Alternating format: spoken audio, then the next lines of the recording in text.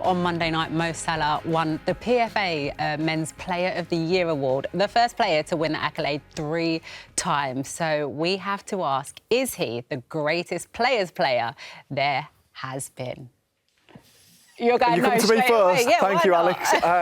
I think that he is, yeah. I mean, obviously, like the names like... Did you not see Thierry Henry play? Well, I was going to go on to explain my point, Chris, if you let me. So, Thierry Henry, obviously, it was incredible, right? But nostalgia plays a part, and we all remember the good bits. And I just feel as though I think we sleep on Mo Salah a little bit. I think we underappreciate him. Like, he has been grinding out 20 a year for like 5 years, fit every single week. I think in 10 years we'll be looking back on him with very fond eyes and memories. Yeah, why can't we have... I can feel nostalgia kicking in already. Why can't we have joint winners?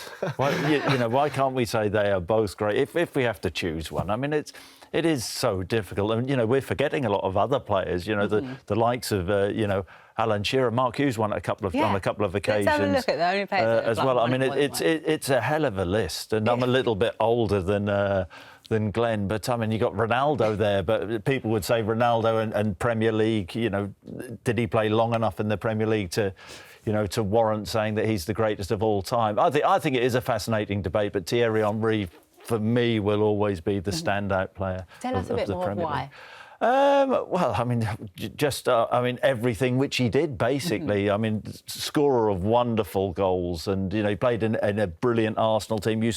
How many times have we used to see him just drift out to that left-hand side, pick the ball up, chop inside, and bend it into the far corner? And you sort of know he's going to do it. Defenders playing against him knew he was going to do it, but he was unstoppable. He had incredible pace, but the way that his brain just seemed to work 3 or 4 yards ahead of everybody else. He was a phenomenal player, and the greatest there has been. But my old strike partner Alan Shearer may have something to say about that, because his Alan's numbers, and he had a couple of really bad knee injuries and was out for long periods, but his numbers are off the scale. Obviously, his goals were down to your partnership. Yeah. I think he had his best season playing with me, Alan. But, You said about Mo Salah, though, in terms of the Thierry Henry debate there, like, I just remember times when away fans would be standing up and clapping Thierry Henry and appreciating his greatness, Glenn. I'm not talking Thierry Henry down. He was amazing. I feel like you're both coming at me a little bit.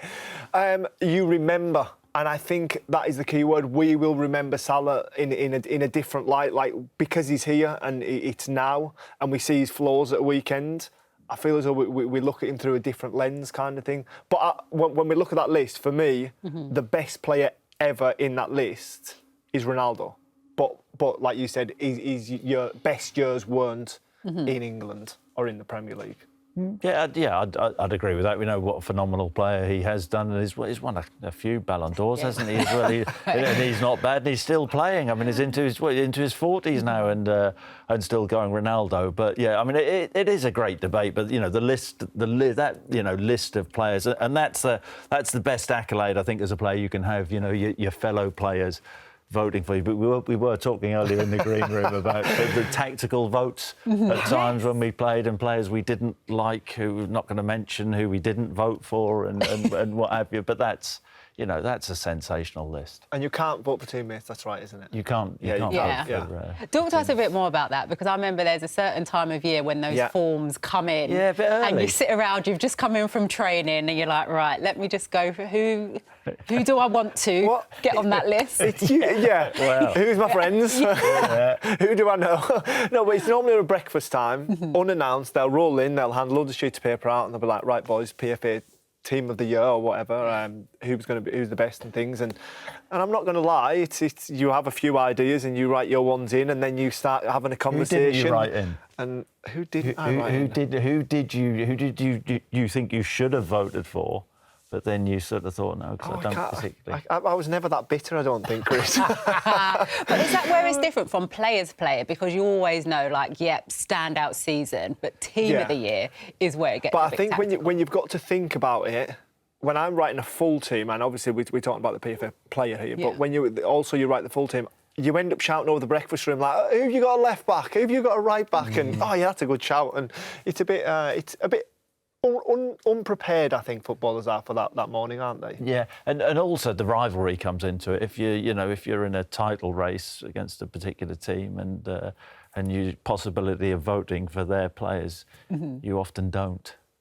But I mean, 3 times for Mo Salah to be winning it in a row. That speaks everything. Yeah, well, Glenn's right about it. I mean, he barely misses a minute. I mean, it's it's astonishing. Against Bournemouth the other night, he hadn't had his best game.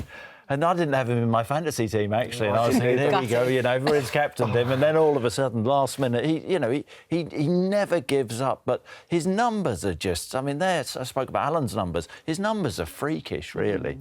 I tell you, say about numbers, just look at the stats, though. Because if we're still going on that debate... There we go. I mean, Mo Salah. So Thierry was an out-and-out striker, or he became an out-and-out striker, didn't he? And he's still keeping up a pace with him. Well, he was a converted striker, wasn't he? And he was a 9. Drifted wide as well. I mean, you're clutching there. Oh, I don't think I am at all. I think you are. No, I mean, as I say, why do you have to have a winner? They are both, unbelievable. Kevin De Bruyne, as well. We forgot about mentioning him. I feel like you've got a biased panel here, Alex. 2 strikers.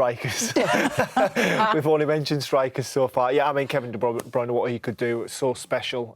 His creativity. Yeah, I mean, it depends who you appreciate and what you appreciate on a football field.